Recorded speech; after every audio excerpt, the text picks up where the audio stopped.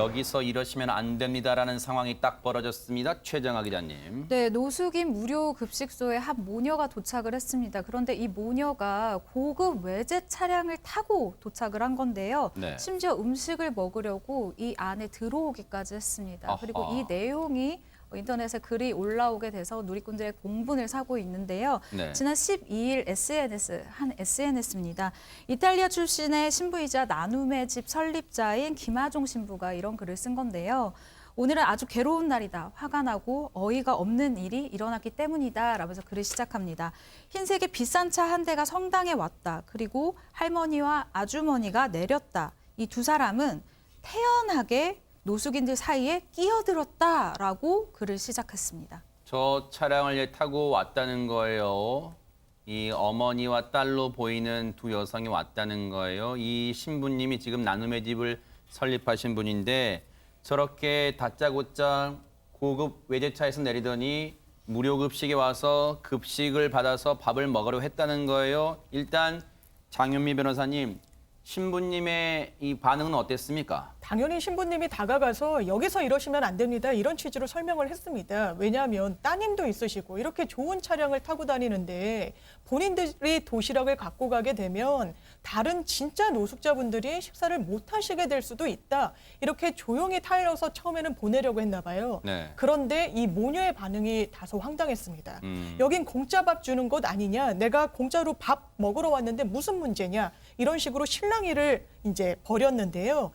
도시락을 결국에는 받아가진 못했다고 하는데 네. 김하중 신부님이 너무나 이분들의 행동과 말에 기분이 나빴다. 굉장히 이기적인 행동이고 친구들을 무시하지 않는, 배려하지 않는 말을, 태도를 보였다라고 분개했습니다.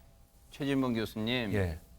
정말 이건 있는 사람이 더한다는 표현 갖고는 부족해요. 지금 기본 상식이 있는 곳입니까? 나눔의 집이 진짜로 그냥 오다 가다 배고파서 진짜 밥 먹으러 오는 곳인 줄 아는가 봐요, 저 사람들은. 정신이 없는 거죠. 자기들이 뭘 도와줘도 지금 부족할 판에 도시락을 저걸 가져간다는 게 말이 된다고 생각하십니까? 아니 김하정 신부님이 뭐라고 얘기했냐면 이런 얘기, 저는 이 얘기가 가슴에 닿았는데 스스로 끼니를 해결할 수 있는 분들이 가져가는 도시락 하나가 그분들에게는 한 끼일지 모르지만 노숙인 한 명에게는 마지막 식사일 수도 있다. 하하. 이 말을 저는 들으면서 너무 가슴이 아팠어요. 아니 노숙인 분들이 정말 저 한 끼 먹고 마지막이 될 수도 있잖아요. 진짜로.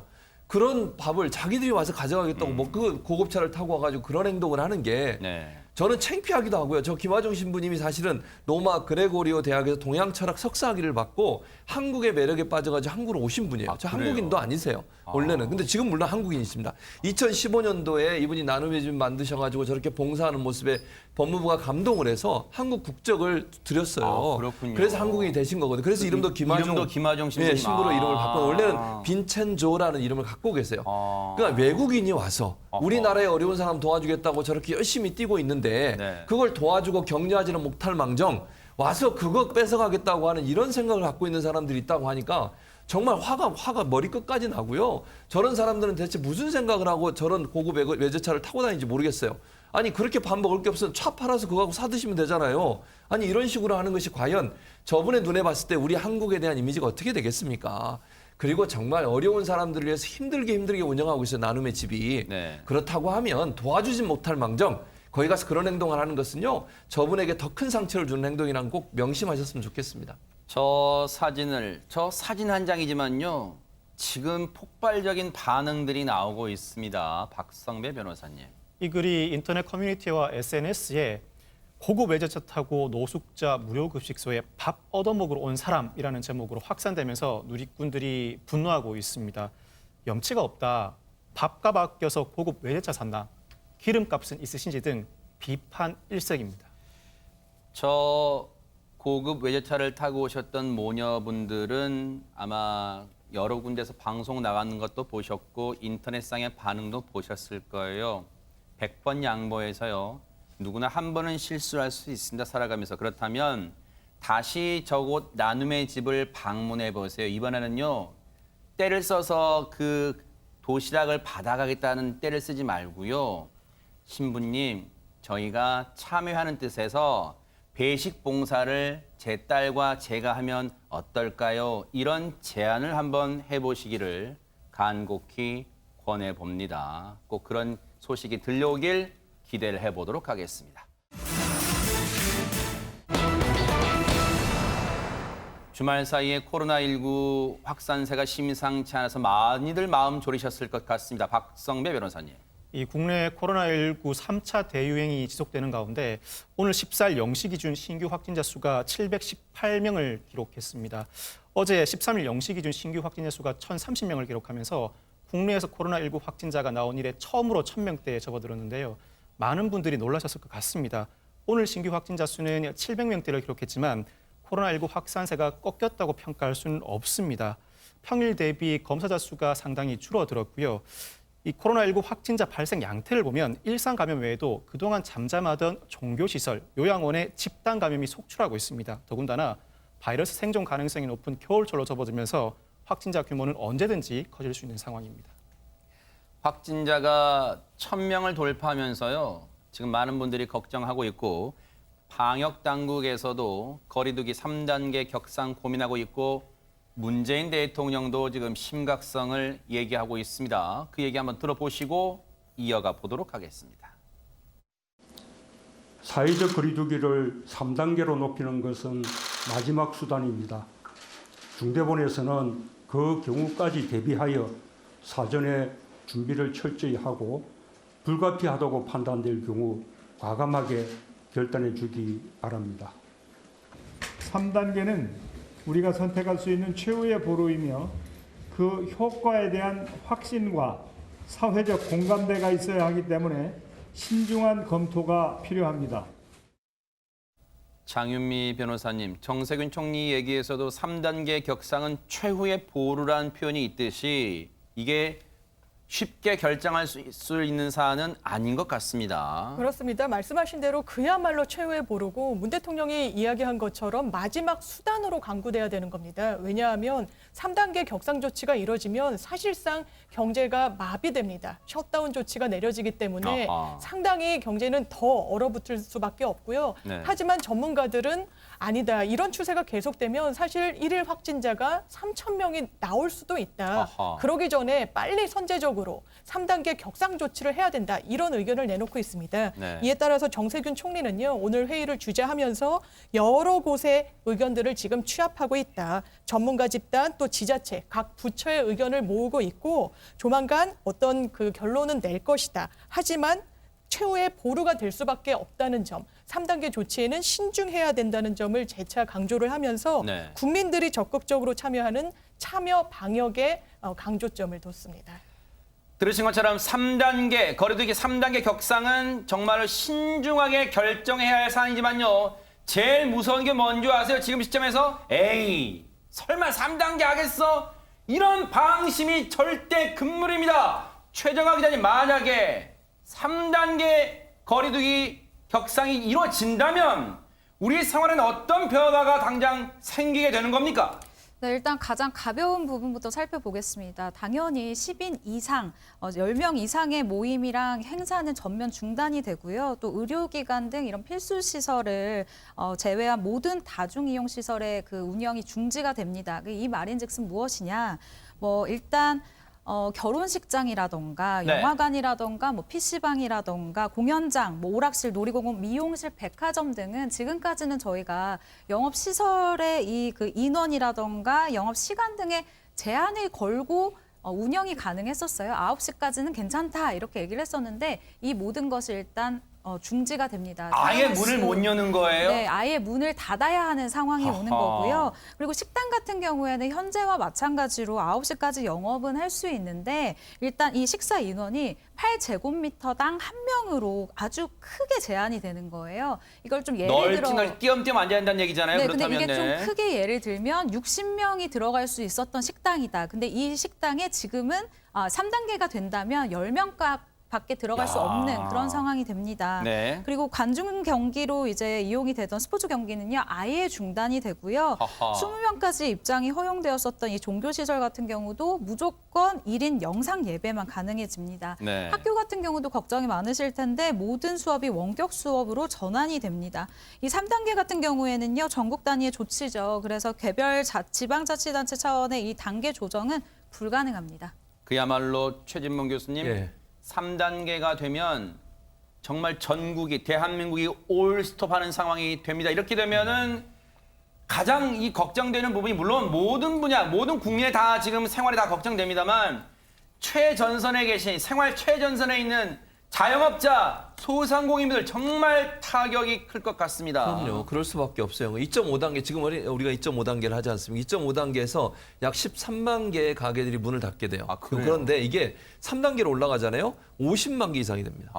그러니까 엄청나게 많은 가게들, 자영업자들이 이제 엄청난 타격을 받을 수밖에 없어요. 지금도 사실은 거의 그냥 맞지 못해서 문을 열고 있는 상황이거든요. 근데 만약 3단계 되면 지금 아예 영업을 못 하는 데도 많고요. 그리고 이제 9시까지 지금은 그래도 앉아서 식사할 수 있지만 숫자가 더 줄어들면 식당이 아예 운영 자체로 하기 어려워진 상황이 될 수밖에 없어요. 네. 그래서 일부 지금 자영업 하신 분들은 뭐라고까지 얘기하시냐면 이게 이렇게 될 것 같으면 이게 장기화되면 될수록 더 어려우니 차라리 그러면 연말까지 3단계 짧고 굵게 하고 내년부터 문 열게 해달라. 이렇게까지 요청을 하고 있거든요. 물론 뭐 이분들의 요청이라고 하는 것은 지금 겪고 있는 어려움을 그대로 반영한 거로 보이지만 이분들의 일부 자영업자들 의견을 다 받을지 안 받을지 모르겠어요. 그러나 3단계로 올라간다고 하는 것은 우리 일반 국민들의 생활에도 많은 제약이 따라오는 것이고 특히 자영업자들한테는 거의 그냥 뭐 장사를 할 수 없는 상황까지 가게 된다는 점을 본다고 하면 네. 제가 볼 때는 만약 3단계로 올라간다고 하면 네. 그건 자영업자들에 대한 지원이 더 강화되는 쪽으로 가야 된다 이렇게 보여집니다.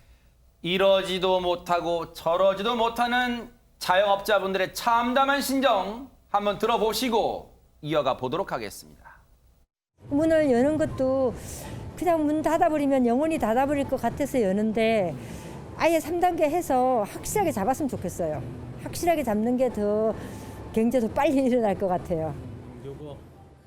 들으신 것처럼 많은 분들이 생계에 당장 위협을 받는 순간인데 한 곳에서는요. 지금 우리를 분통 터지게 하는 장면들이 연출되고 있습니다. 김은배 팀장님. 그렇습니다. 코로나19가 이제 소규모 가족이라든지 직장 모임 때문에 많이 늘어나고 있습니다. 그런데 요즘 뭐가 유행했냐면 그 9시 신데렐라족이라고 있습니다. 그게 뭐예요? 신데렐라는 12시면 딱 집에 가지 않습니까? 네. 그런데 9시에 헤어지는 거예요. 그러니까 일찍 만나가지고 일찍 만나는 거예요. 4시쯤 만나가지고 9시에 빨리 가는 거죠. 이 내용이 뭐냐면, 네. 왜냐하면 이제 많이 못 모이니까 뭐 직장인들이 이제 소규모 회식이라든가 개별적 모임 하면서 원래 식당에서는 9시까지는 앉을 수 있지만 9시에는 항상 앉지 않습니까? 네. 그러니까는 보통 일찍 저녁 시간 6시에 들어오는 게 아니고 한 오후 3시나 4시경에 들어오는 거예요. 아하. 일찍 만나가지고 벌써 술을 마시든지 그다음에 회식을 하든지 한 다음에 9시에 싹 끝나고 가버린 겁니다. 아하. 그러니까 고깃집 같은 경우도 원래는 저녁 때 많이 하지 않습니까? 네. 그러니까 이분들을 위해서 사실은 오후 저녁에 하는 게 아니고 3시에 문을 열어가지고 9시까지 영업을 하는 거죠. 근데 이런 경우에 사실은 자기들이 모이면 좋겠지만 이런 모임으로 코로나19가 확산될 수 있으니까 좀 더 자제를 해주셨으면 싶습니다. 코로나 국면에서 느끼는 거지만요. 왜 엉뚱한 쪽으로 규제가 이루어지면 왜 엉뚱한 쪽으로 머리를 쓰는 분들이 많아지는지 모르겠습니다. 박성배 변호사님. 이 방역 지침이 적용되지 않는 집, 모텔, 파티룸에서 송년 모임이 유행하고 있습니다. 이 특히 파티룸 송년 모임의 경우에는 지인들과의 모임을 넘어서서 SNS나 온라인을 통해서 파티룸에 같이 갈 사람을 모집하는 글도 상당히 자주 볼 수가 있습니다. 이 파티룸 그 자체가 밀집, 밀폐, 밀접의 산밀 위험 지역인데다 모르는 사람과 어울리다 보니까 확진자 또는 확진의 우려가 있는 사람이 그 안에 있어도 확인할 방법이 없습니다. 이렇게 파티룸 모임은 그 자체로 집단 감염으로 이어질 가능성이 상당히 높은데 현실적으로 단속이 어렵습니다. 많은 이들이 이와 같은 모임 자제를 당부하고 있고 20, 30대 대부분도 이 같은 모임에 대해서 비판적입니다. 놀고 싶은 마음 누구나 있지만 모두가 참고 있다. 쉽게 말해서 목숨 걸고 노는 건데 이 국면에서 제발 자제해야 되는 것 아니냐라는 목소리가 나오고 있습니다. 자, 이런 가운데 현역 국회의원이 SNS에 올린 사진이요. 지금 여론의 이 분노에 기름을 붓고 있습니다. 최진봉 교수님. 정말 생각이 없어요. 저는 그렇게 보입니다. 어떻게 이런 행동을 할 수 있는지 모르겠습니다. 아니 100번 양보해서요. 뭐 자기들 이렇게 했다고 치겠습니다. 이걸 왜 SNS에 올리는 겁니까 대체? 그리고 저는 이 이유도 이해가 안 돼요. 기론옥 할머니 빈자리 가슴에 새기면 생신 축하하겠다고 윤미향 의원이 지인들과 함께 모여서 와인 바에 가서 아마 하신 것 같아요, 파티를. 그리고 나서 그 장면을 사진에 올리고 마스크 한 번도 안 쓰고요. 지금 다 안 쓴 거예요? 6명 다? 한 번도 안 썼어요. 그리고 거리두기가 되겠습니까? 지금 저 사진을 보세요. 옆에 붙어가지고 아니 지금 모든 국민이 어려움에 처해 있고 대통령부터 나서가지고 코로나19 이 위기를 이겨내자고 이렇게 말씀을 하고 있는 상황에서 국회의원이라는 분이 저런 행동을 하는 게 그것도 여당의 국회의원이 저런 행동을 하는 게 말이 됩니까? 이해가 됩니까 대체? 네. 저는요 어떤 이유로도 이해가 안 되고 저 기론옥 할머니 생신 이 말도 저는 기론옥 할머니를 더 가슴 아프게 하는 일이라는 생각이 들어요. 왜요? 아니 저분을 왜 이유를 저분을 대는 거예요? 저분 지금 안 계시는데 그 자리에 그분 마음의 빈 자리를 가슴에 새기며 우리끼리 만나서 축하하고 건강을 기원해요? 건강 기원하는데 지금 코로나 상황에 저렇게 마스크도 안 끼고 5명, 6명이 앉아가지고 저렇게 와인을 먹고 있습니까? 이게 무슨 아무런 저는 100번 양보해서 어떤 이유로도 정당화될 수 없는 행동을 국회의원이란 분이 그것도 본인은 물론 지금 뭐 모든 결론이 나지 않았습니다만 여러 가지 구설수에 올라와서 논란이 됐던 분이잖아요. 네. 그러면 행동을 조심하셨어야죠. 네. 사람들의 모든 관심이 집중된다는 걸 왜 모르십니까? 저는 그 이유도 그렇고 네. 하는 행동도 그렇고 도저히 국민의 입장에서 이 용납될 수 없고 받아들일 수 없는 행동을 했다 이렇게 보여집니다. 논란이 거세지니까 윤미향 의원이 어떤 반응을 보였습니까? 장윤미 변호사님. 일단 해당 게시물은 바로 삭제를 했습니다. 그런데 이 게시물을 삭제하면서 한 해명이 더 논란을 낳고 왜요? 있는데요. 왜냐하면 그때 이 모임이 있었던 12월 7일이 바로 길 할머니의 94번째 생신이었다라고 했는데 길 할머니는 28년생으로 올해 나이가 연세가 92살입니다. 그러니까 할머니 나이도 제대로 알지 못하면서 이렇게 할머니를 언급했다는 게 사실 진정성 없는 사과 아니냐 이런 비판을 받고 있는 겁니다. 지금 그리고요. 저 윤미향 의원이 이 사진을 와인 파티, 노마스크 와인 파티 하면서 올린 사진 내용 보면요. 여러분 말이 아다르고 어달라요? 어떤 이 정치평론가가 이런 얘기를 했어요. 이 문장만 놓고 보면요. 마치 길원옥 할머니가 정말 송구합니다. 지금 돌아가신 걸로 착각하게 문장을 써놨어요. 보세요. 길 할머니 생신을 할머니 빈자리 가슴에 새기며 우리끼리 만나 축하하고 건강 기원, 꿈 이야기들 나누며 식사? 정말로 최진봉 교수님. 예. 그리고 누가 생일 당사자도 없는데 자기들끼리 모여서 생일 축하 파티를 합니까? 이게 말이 안 되는 거죠. 아니 당사자도 없는데 무슨 생일 축하를 합니까 거기서. 아니 당사자가 안 오신다고 그러면 아예 생일 축하를 안 해야 되는 거죠. 아니면 직접 찾아가서 인사드리고 케이크라도 드리면서 그렇게 했다면 또 이해를 하겠어요. 아니 자기들끼리 와인 마시면서 기론옥 할머니를 생신을 축하했다. 이게 무슨 말도 안 되는 얘기입니까? 대체 이 파티하는 걸 기론옥 할머니가 알고 계셨는지도 모르겠어요. 이게 이유를 대더라도 좀 이유가 될 수 있는 이유를 대야 된다고 생각하고요. 이런 일이 있었으면 사과하고 잘못됐다고 얘기해야 돼요. 그런 모습을 보여야지 저렇게 다른 얘기하면서 마치 기론옥 할머니를 생각하는 듯한 저런 표현을 하는 것은 기론옥 할머니에 대해서 더 가슴 아프게 만드는 일이다. 책임 있는 국회의원이라면 저런 행동하시면 안 돼요. 네. 반성하시고 사과하시는 게 먼저라고 생각합니다. 게다가 박성배 변호사님 이 와인 파티 사진을 올린 날이 12월 7일이에요. 그런데 윤미향 의원이 해당 당일날 SNS에 무슨 전 국민 호소를 한 줄 아세요? 멈춰 주십시오. 코로나19 확산세가 지금 심각하니까 멈춰달라고 SNS에 호소를 했어요. 그 내용 좀 보여주세요. 그 내용을 보면 국민 여러분들은 자제해라, 모임 자제해라 이러면서 본인은 당일날 SNS 올린 당일날 저녁에 와인 파티를 하고 있습니다. 어떻게 봐야 됩니까 이걸? 국회의원으로서의 자신과 사생활에서의 자신이 완전히 분리되어 있는 듯한 느낌이 듭니다. SNS에 올린 국민들에게 모임 자제 당부는 국회의원으로서의 자신이 한 행동이고 그날 밤 개인적으로 와인 파티를 연 것은 사생활에서의 자신으로 완전히 별개가 병행되고 있는 모습인데 누구도 이 상황을 납득하기 어려울 것 같습니다. 더군다나 이와 같이 국민들에게 모임 자제를 요청한 상황에서 그날 와인 파티 모임을 한 것을 넘어서 관련 내용을 SNS에 게시했다는 것, 도대체 어떤 생각으로 이와 같은 행동을 도드라지게 해왔는지 납득할 수가 없는 부분입니다. 정말로 어이가 없습니다. 당사자도 없는데 생일 파티를 지인들하고 할머니 생각하면서 할머니 연세도 모를 정도로 혹시 지금 할머니 관련 재판이 진행되고 있는 것과 무관합니까? 그런 의구심을 지울 수가 없어요.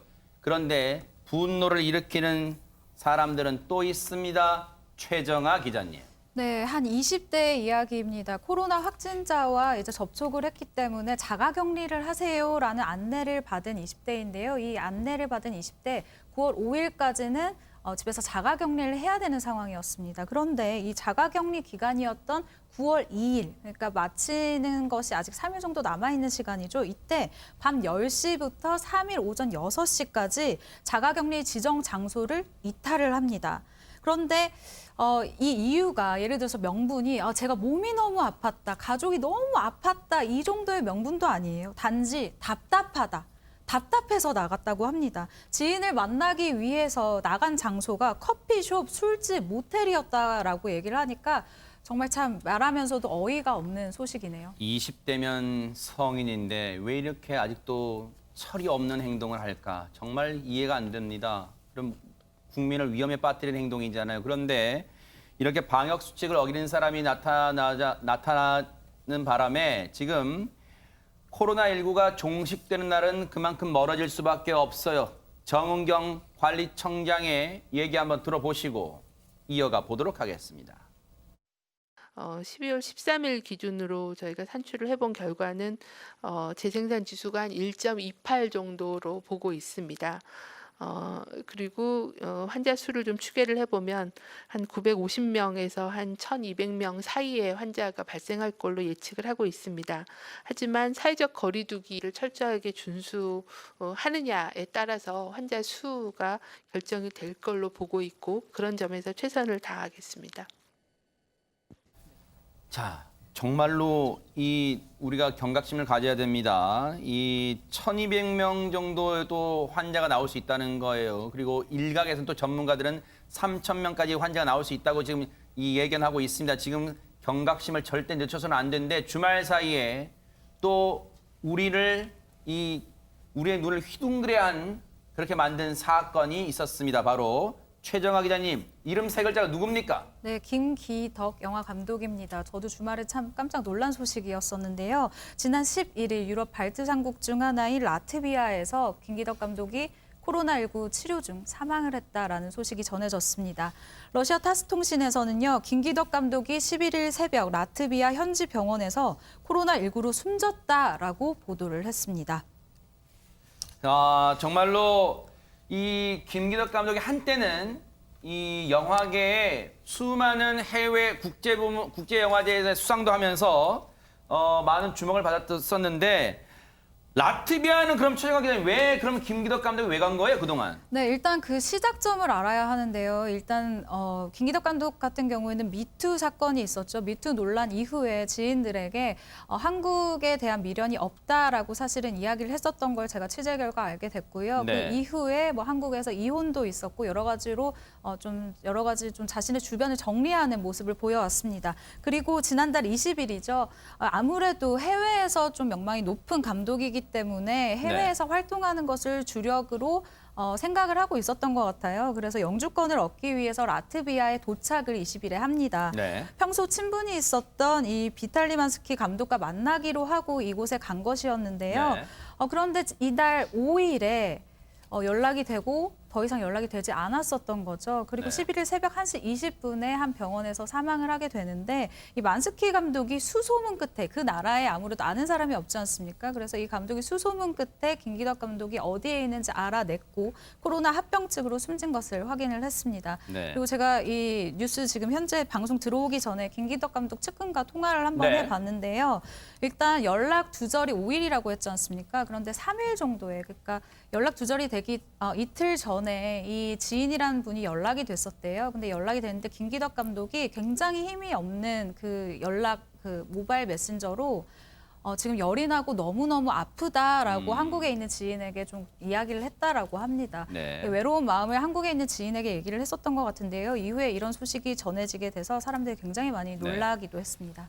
말씀드린 것처럼 세계적인 감독이었습니다 한때. 그런데 어쨌든 미투 논란 때문에 이 영화계도 드러내놓고 추모하는 분위기도 지금은 어려워진 그런 상황입니다.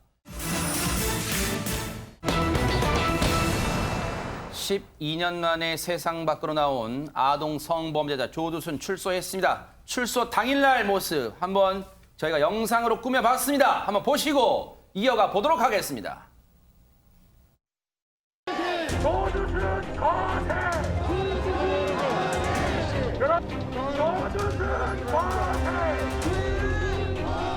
신고된 장소에서 회를 이어가시기 바랍니다.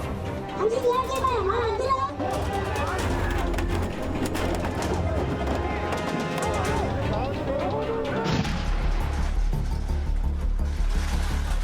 말 안 들어?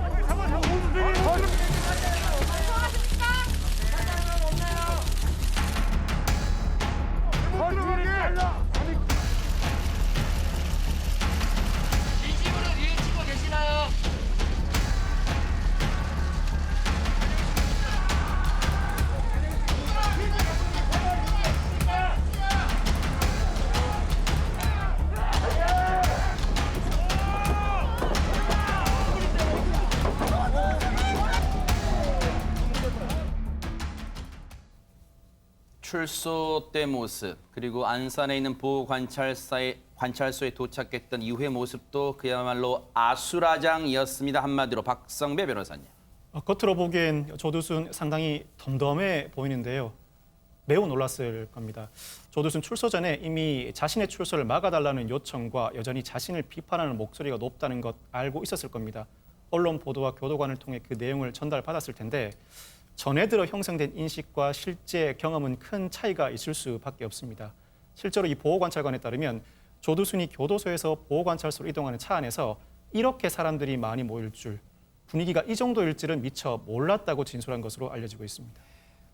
조두순 출소 날이었던 만큼 조두순의 일거수일투족이 모든 게 화제였습니다. 최정아 기자님. 네, 그렇습니다. 일단 눈에 띄는 점이 포착이 되기도 했었는데요. 조두순이 보호관찰소에 도착을 해서 관용차에서 내릴 때 이 부분을 보고 굉장히 공분을 나타내는 분들이 많았습니다. 오른손에 감귤 하나를 지금 쥐고 있죠. 저 노란색 동그라미 안에 있었는데 이를 두고 일부 네티즌들은 아니 간식까지 먹이냐라고 하면서 굉장히 어이없다라는 반응을 보이기도 했습니다. 그리고 취재원들 그리고 굉장히 분노한 대중과 마주하는 자리였는데 여유까지 부리면서 간식을 쥐고 있는 것 아니냐라는 반응을 보이고 있습니다. 진짜로 법무부가 간식 챙겨준 거예요, 장효미 변호사님? 네, 그렇지는 않습니다. 이제 관용차로 이동을 하다 보니까 관용차 안에 놓여져 있었던 귤을 본인이 너무 긴장해서인지 계속 뭐 만지작 했었다는 게 법무부 관계자의 설명이고요. 이렇게 손에서 놓지 않고 있다가 얼떨결에 내릴 때 쥐고 내린 것 같다. 그래서 따로 제공한 간식은 아니었다. 이렇게 밝혔습니다. 앞서 보신 대로 안산 보호관찰소에 도착했던 조두순은요, 허리를 90도로 숙여서 2번 인사를 했습니다. 어떤 의미인지 한번 들어보시고 이어가 보도록 하겠습니다. 조두순은 저희들과 함께 이동할 때는 천인공노할 잘못을 했다 하면서 고개는 숙였고요. 그래서 앞으로 반성하면서 살겠다는 의지는 나타냈습니다. 피해자한테도 저희 사과의 의사를 전달하고 싶다고는 하였으나 저희들이 그것은 2차 가해가 되기 때문에 절대 그런 일은 없도록. 반성하며 살겠다. 그런데 90도로 숙이면서 뒷짐집니다. 최재만 교수님, 예. 사과하면서 뒷짐집니까? 어디 마실 나왔습니까? 말이 안 되는 거죠. 저 말은 보호관찰관은 그렇게 해석을 하는지 모르겠고 또 차 안에서 이렇게 어떻게 얘기했는지 모르겠어요. 그러나 겉으로 보여진 태도를 보면요. 사과하는 모습이라고 받아들이기 어려운 태도가 너무 많습니다. 네. 일단 들어가기 전에, 그러니까 보호관찰소로 들어가기 전에는 반성하는 얘기 한마디도 안 했어요. 기자들이 얘기해달라고 그랬어요. 한마디라도. 네. 뭐 할 말 있으면 해라. 반성합니까? 라고 얘기했더니 뭐라 합니까? 아무 얘기도 안 하고 들어갔습니다. 네. 보통 같으면 사과하면요. 저 기자들 앞에서 미안하다고 눈물 흘리면 사과해야 돼요. 한마디도 않고 들어갔죠. 네. 나오면서 지금 인사하는 거 보세요. 뒷짐을 지고 인사를 합니까? 그러니까요. 아니 사과하면요. 앞으로 손 모으고 네. 그리고 나서 정말 진심으로 사과를 아니 무릎 꿇고 사과를 해야죠. 네. 국민들이 저렇게 화가 나 있는데 거기에 대해 뒷짐 지고 겨우 인사하는데 두 번 인사했습니다. 저게 어떻게 저 보십시오. 장면. 저런 장면을 누가 사과하는 인사라고 볼 수 있겠습니까 대체. 네. 어쩔 수 없이 여론에 떠밀려서 했다고밖에 볼 수 없는 상황이에요. 실제로 피해자 가족들이 뭐라고 하는지 아세요? 조두순이 뒷짐진채 사과하는 모습에서 성의를 느낄 수 없었다. 정말 경악할 죄를 저질렀으면 무릎 꿇고 정식으로 반성해야 한다. 이런 얘기까지 했어요. 네. 저런 모습이 조두순이 용서받지 못하고 계속 비판받는 이유라고 저는 생각해요. 네. 정말 반성했다면 그 모습이 국민들 앞에 보일 수 있는 태도를 보여야 되는데 네. 보호관찰소 들어갈 때 나올 때 반성도 사과도 그러니까요. 없는 모습이 국민들을 더 화나게 하는 모습이 아닌가 하는 생각이 듭니다. 조두순의 태도뿐 아니라 당시 입고 있던 의상도 화제입니다. 최정아 기자님. 네, 블레임 룩이라고 하죠. 사회적으로 논란이 된 인물이라던가 범죄자의 이런 입었었던 패션을 굉장히 화제가 되는 것을 블레임 룩이라고 얘기를 하는데요. 이 조두순이 출소 당시에 입고 있었던 아까 보셨지만 이 털이 달린 카키색 패딩 점퍼가 굉장히 화제가 되고 있습니다.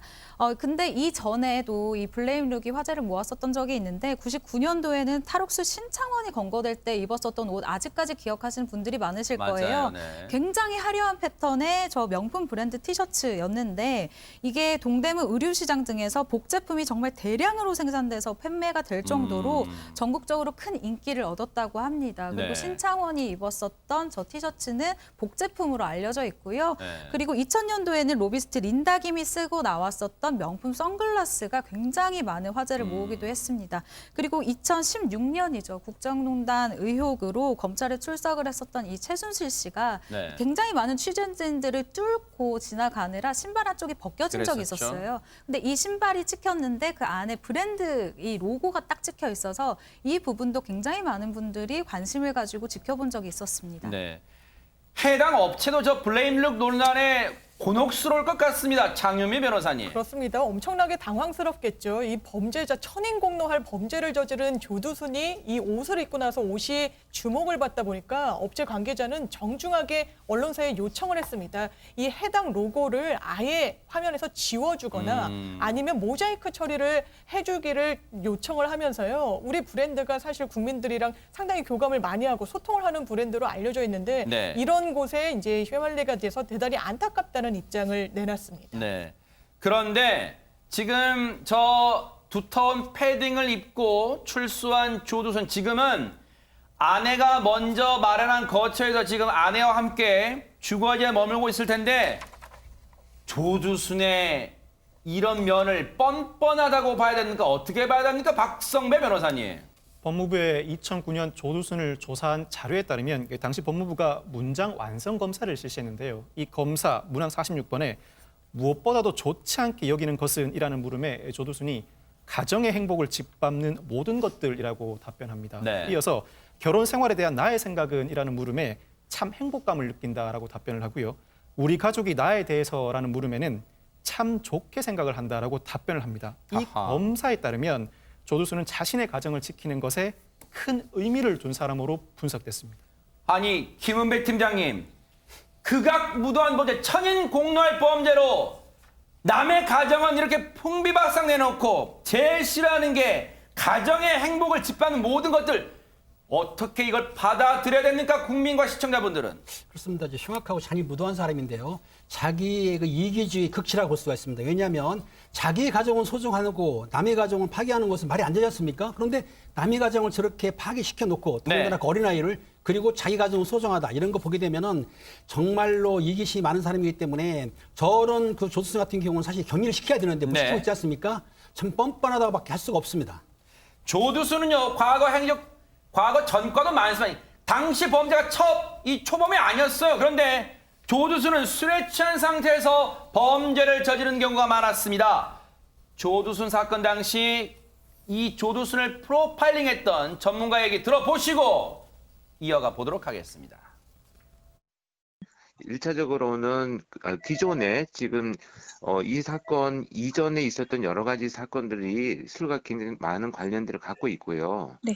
처벌받는 과정에서 술이 음주했다는 이유로 많은 것들이 논란이 되고 감경이 된 이런 경험들을 통해서 아마도 그 이후에 일어나는 범죄에 대해서 자기가 의도적으로 조금 그런 그 주치 상태를 야기하거나 유발했을 가능성도 있다고 봐야 됩니다. 이 사람은 그러니까 그 술 자체를 그런 문제가 발생한다는 걸 알고 있으면서도 불구하고 자기가 의도적으로 술을 마시는 것까지 포함해서 우리가 고의성을 인정해야 된다는 측면에서 접근해야 됩니다. 지금 법률상으로 음주까지 하지 못하도록 하는 것은 거의 뭐 어려운 상황이기 때문에 제한 조치를 한다고 해서도 그 뭐 한계는 있죠. 그러나 술을 매개로 해서 많은 범죄가 일어났고 또 그걸 통해서 이 사람이 어떤 그 처벌을 벗어나는 이런 그 상황들이 전개되어 왔기 때문에 앞으로 범죄가 야기될 가능성도 충분히 있다라고 봐야 되겠죠. 조두순의 정말 이 뇌구조, 사고방식은 정말 독특합니다. 2009년 법무부가 조사했을 당시 출소 이후의 삶을 전망해 보라니까 평범한 삶을 살 것 같아요. 하지만 최재범 교수님, 예. 지금 조두순 출소 이후에 이웃 주민들의 고통은 말할 수가 없답니다, 지금. 그렇습니다. 그 사람이 거기 살게 되니까 사람들이 거기에 자꾸 찾아오는 거예요. 예를 들면 지금 뭐 1인 방송이나 인터넷 방송 하신 분들도 거기 몰려가서 지금 촬영하고 난리가 났습니다. 그러니까 얼마나 시끄럽겠습니까? 주변에 있는 분들이. 거기다가 어떤 분들은 조두순의 거주지 근거에서 조두순을 만나러 왔다고 얘기하면서 경찰이 지금 보호를 하고 있거든요. 하하. 경찰들하고 몸싸움까지 하는 일도 그래요? 벌어졌고요. 어떤 분은 또 인증사실 찍겠다고 찾아온 분도 있고 또 가스관을 타고 불법 침입을 시도한 경우도 있었대요. 수많은 지금 보세요. 네, 아. 사람도 저렇게 많잖아요. 네. 그다음에 짜장면 배달을 시키기도 하고 조두순의 집에. 물론 뭐 제가 이분들의 어떤 뭐랄까 분노 충분히 이해합니다. 그러나 이분들이 저렇게 모이시면 그 주변에 있는 주변 불편 신고가 경찰서에 100건 이상 육박해서 들어왔어요. 너무 힘드십니다. 그러니까 정말 비판하고 하시되 너무 이렇게 주변을 힘들게 하는 일은 좀 자제하시면 좋겠다 이런 생각도 듭니다. 네. 물론 SNS 방송을 통해서 이 구독자분들한테 어떤 생생한 장면을 전해드리고 싶은 마음, 욕심은 이해됩니다만 하지만 조두순을 뭔가 공격하고 비난한다는 차원에서 그러다 보니까 주변 분들이 되레 애꿎게 피해를 당한 일은 없어야 되지 않을까 이런 생각해보는데 정말로 박성배 변호사님 이웃분들 차라리 이사 가고 싶다 이런 생각 드시는 분 많으실 거예요 지금. 아니나 다를까 조두순 이웃 주민들이 무섭다, 집을 내놓고 싶다, 밖에 나가지를 못하겠다며 정신적 고통을 호소하고 있습니다. 아울러서 집주인이 최근 조두순 아내에게 이사를 가달라고 요구를 했습니다. 아하. 계약 당시에는 새로운 세입자가 조두순 아내의 사실을 몰랐다가 최근 조두순 거주지가 화제가 되면서 뒤늦게 그 사실을 알게 됐고 더군다나 같은 건물의 다른 세입자들이 이사를 가겠다는 의사를 밝히자 조두순 아내에게 이사를 가달라고 요구했지만 조두순 아내는 갈 곳이 없다면서 거부를 한 상황이라고 합니다. 이래저래 주변에 많은 분들이 피해를 보고 계시는데 이 누리꾼들이 인근 주민들은 무슨 죄냐? 주민들이 제일 피해를 본다. 새벽에 저런 행동을 하는 것은 진짜 민폐다라는 반응을 보이고 있습니다. 자, 당국은요. 약속을 철저히 지켜주세요. 조두순의 일거수일투족을 철저히 감시한다고 했으니까 반드시 주민 불안 해소해 주기를 기대를 해보도록 하겠습니다. 자, 분위기 확 바꿔봅니다. 트로트 영웅 이명웅 씨를 보고 눈물을 흘린 사람이 있다고 하는데 요즘 트로트 가수들이요. 이분을 많이 선택한다고 하는데 대체 누굴지 영상으로 만나보시고 이어가 보도록 하겠습니다. 세상에 처음 날 때 인연인 사람들은 손과 손에 붉은 실이 이어진 채 온다 했죠. 아득히 멀어지는 찬란한 우리의 날들이 다시는 오지 못할 어둠으로 가네. 사랑이 왜 이리 고된가요? 이게 맞는가요? 나만 이런가요? 고운 얼굴 한번 못 보고서 이리 보낼 순 없는데. 최정아 기자님, 안예은 씨가 시청자분들께 좀 낯설게 느껴질 수도 있을 것 같습니다. 네, 그렇습니다. 안예은 씨는 지난 2016년도에 한 오디션 프로그램에서 무려 준우승을 차지하며 이름을 알리게 된 분인데요. 그래요? 실력이 있네요. 네, 그렇습니다. 이분 같은 경우에는 사실은 가수다라고 말을 하기보다는 올 어라운드다라고 말을 할 수가 그래요? 있을 거예요. 왜냐하면 작사가 가능하고요, 작곡이 가능하고요, 오. 프로듀싱이 가능한데 노래까지 자기가 부릅니다. 네. 싱어송라이터라는 이야기인데요. 대표곡으로는 홍연과 상사화가 있습니다. 이 두 곡 모두 안예은 씨가 작사, 작곡, 그리고 편곡까지 직접을 아하. 했는데요. 많은 가수들이 안예은 씨의 곡을 부르면서 인기가 상당히 상승이 됐습니다. 그래요? 네. 대체 불가 독보적인 음색 그리고 아까 보셨지만 창법이 굉장히 독특해요. 그리고 무엇보다 이분의 특징이라고 하면 이 한국적인 색깔이 굉장히 묻어나는 이 목소리 창법이라고 얘기를 할 수 있는데 네. 특히나 이 구슬픈 이 보컬의 절대 강자다라고 이야기를 할 수 있습니다. 그네요. 그런 느낌이 있어요.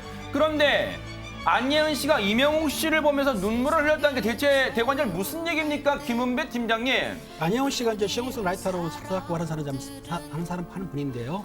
그 아마 이제 평소에 안예은 씨가 가수 이명웅 씨의 실제 팬이라고 합니다. 팬인데 안예은 씨가 눈물 흘린 이유가 있어요. 왜냐하면은 그 이명웅 씨가 현재 예능 시청자들이 시청하면 아마 신청곡을 부르는 예능이 있었는데 거기에 안예은 씨가 작사 작곡한 상사화를 불렀던 거예요. 이명웅 씨가 이제 샘사하고도 잘 부르지 않습니까? 네. 샘사하게 불러준 거에 대해서 그 감정 표현을 잘했기 때문에 네. 안예은 씨가 거기에 감동을 한 거예요. 네. 그리고 이제 그러다 보니까 그 안예은 씨가 자기 SNS 상에다가 그 이명웅 씨 노래 부르는 사진을 올려놓고 좀 전에 그 모습이네요. 네, 그렇죠. 그렇죠. 네. 올려놓고 이제 팬심을 전했는데 네. 그 안예은 씨는 뭐라 했냐면 이런 말했습니다. 심장이 터질 것 같다. 심장 터질 것 같다. 대단한 거죠. 네. 가수님 곡을 써놨으니까 가수님. 예, 꼭 가져가라고. 그러니까 본인이 이제 네. 써놓은 곡을 야. 이명웅 씨 불러달라 그랬고요. 네. 그리고 이제 눈물이 날 것 같다 한 거 보니까 야. 그 진짜 이명웅 씨의 팬도 그렇지만은 네. 이명웅 씨를 너무나 좋아하는 것 같아요. 그러네요. 너무 좋아하면 안 됩니다. 적당히 좋아하셔야 됩니다. 팬심도 예, 작용한 것 확실한 같아요. 거죠. 그런데 원곡자가 눈물 날 정도로 기뻐한 노래 과연 이명웅 씨가 어떻게 이 상사화라는 노래를 소화했을까요? 한번 들어보시고 이어가 보도록 하겠습니다. 사랑이 왜 이리 고된가요? 이게 맞는가요? 나만 이런가요? 기다리다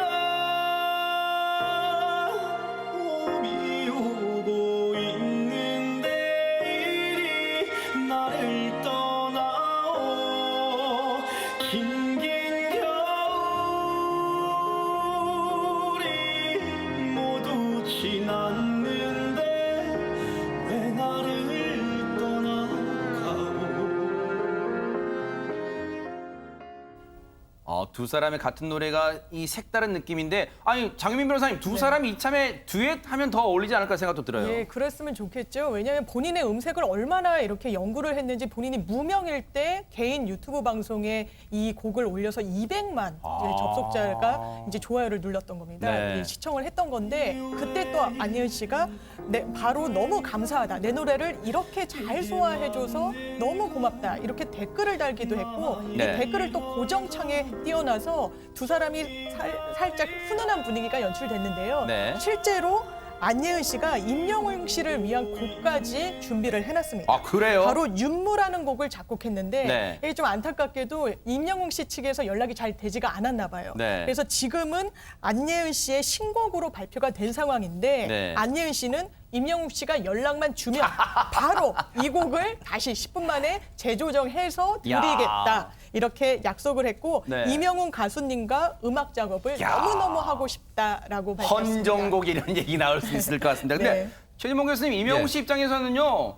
솔깃할 것 같아요. 왜냐하면 이 실력 있는 이 안예은 씨와 같이 곡을 작업한다면 정말 시너지 효과 날 것 같아요. 시너지 효과 나올 네. 것 같아요. 지금 아까 불렀던 상사화만 봐도 전혀 느낌이 다르지만 그러니까요. 묘하게 사람들한테 끌림이 있는 그런 네. 노래를 불러준 걸 보면 안혜은 씨가 곡을 만든 저 곡도 임영웅 씨에게 잘 맞는 곡이 될 가능성이 높다고 보이기 때문에 저는 적극적으로 추천해드리고 네. 이제 안예은 씨 같은 경우 우리가 지금 아까 말씀하신 잘 모르잖아요. 그런데 이분이 저작권료만 대기업 부장급 연봉 정도를 받을 정도로 받는데요. 대박 사건이네요. 그러니까 억대라고 얘기를 그러니까요. 하는데 네. 물론 정확한 숫자는 얘기 안 했어요. 근데 덕분에 세금 많이 낸다고 얘기한 걸 보면 네. 세금을 많이 낼 정도로 맞아요. 억대 연봉을 받고 있고 네. 재밌는 얘기가 하나가 있는 뭐냐면 이렇게 얘기했대요. 친구들이 삼겹살 먹으러 갔대요 같이. 그런데 안예은 씨가 저작권료를 저렇게 많이 받는 걸 알고 젓가락을 던지면 지금 삼겹살 먹을 때냐 그랬더니 소고기를 사주고 장어를 사줬다고 합니다. 그만큼 네. 저작권료가 짭짤하다 이렇게 알려지고 있습니다. 그러네요. 어쨌든 저런 이 자신의 능력을 많은 또 가수분들에게 주는 모습이 참 아름답습니다. 근데 최정화 기자님, 진짜 이명웅 씨가 대세로 떠오른 지 1년도 채 안 됐는데 많은 분들이 이명웅 씨와 어떻게 보면 작업을 하고 싶고 하는 거 보면 진짜 대세인 대세인 것 같아요. 네, 그렇습니다. 네. 대세인데다가 실력까지 갖추고 있기 때문인데요. 일단 대선배인 김연자, 그리고 이미자 씨, 그리고 네. 장윤정 씨 등 아주 레전드라고 불릴 수 있는 이 선배들이 극찬을 하고 있고요. 그래요. 그리고 트바로티 김호중 씨 아시죠? 네. 김호중 씨 같은 경우도 이 임영웅 씨에 대해서 어떻게 평가를 하냐면 네. 참 노래를 너무 잘한다. 말을 하듯이 잘하는 가수이다. 아까 영상을 보셔서 알겠지만 계속해서 강강강강 아니면 양만 하면은 이게 듣는 사람이 굉장히 심심할 수 있는데 임영웅 씨는 이 강약 조절을 굉장히 잘해서 말을 하듯이 노래를 하는 가수로 손꼽히고 있습니다. 네. 그래서 이런 부분을 많이 배웠다라고 얘기를 하고 있습니다. 그리고 아까 말씀을 해주셨다시피 임영웅 씨가 데뷔한 지 정말 그러니까 임영웅 씨가 이렇게 인기를 얻은 게 불과 6개월 정도밖에 그 되지 정도 않았어요. 됐어요. 네. 그런데 이 6개월 사이에 받은 이 트로피가 무려 20개가 넘는다고. 야하. 많은 분들이요 임영웅 씨의 인성도 칭찬을 하는데 그 이유를 진짜 알 것 같아요. 최근에요 임영웅 씨가 무명 시절을 함께 겪은 이분을 언급해서 화제가 되고 있는데 대체 누굴지 영상으로 만나보시고 이어가 보도록 하겠습니다. 쓰라린 이별에 우는 마음 허들가지 꺾어 보내노라 지난 사랑 지난 정을 어이트고 민수연 씨도 우리한테는 좀 생경한 얼굴인데 두 사람이 인연이 좀 깊나요? 어떻습니까? 박성배 변호사님. 트로트 가수 민수연 씨가 임영웅 씨가 우승을 차지한 트로트 경연 프로그램에 출전했지만 아쉽게 탈락한 바가 있습니다. 그런데 지난 9일에 임영웅 씨가 한 예능 프로그램에 출연해 민수연 씨의 홍랑을 열창하게 되는데 그러면서 홍랑은 무명 시절 내 친구고 이 홍랑은 상당히 숨겨진 명곡이고 민수연 씨는 내 무명 시절 친구라고 언급을 합니다. 그 직후에 홍랑, 민수연이라는 이름이 포털 사이트 실시간 검색어 상위권을 장악하게 되는데요. 민수연 씨가 SNS로 바쁘고 힘든 와중에도 동생을 챙겨주다니 감동이라면서 화답을 합니다. 사실 민수연 씨는 아버지가 드러머, 보컬을 전공했습니다. 그 재능을 이어받아서 클래식 작사를 전공했는데 나훈아 공연을 보면서 트로트에 관심을 가지고 2014년 데뷔를 시작해서 홍랑, 첫사랑 등 대표곡을 발표해 이미 많은 사랑을 받고 있는 트로트 가수입니다. 네, 두 사람이요. 참 이 서로 상부상조하는 게 느껴져요. 예전에는 임영웅 씨가 민수연 씨 덕분에 큰 힘 받았다면 이제는 반대입니다. 민수연 씨가 이제 대세로 떠오른 임영웅 씨 덕분에 또 한 번 또 이 도약하는 계기가 되지 않을까 싶은데요. 아마 이 배경에는 서로 동고동락, 무명 때 동고동락했던 그 힘이 원천이 되지 않나 이런 생각도 해봅니다. 참 우정이 부럽네요.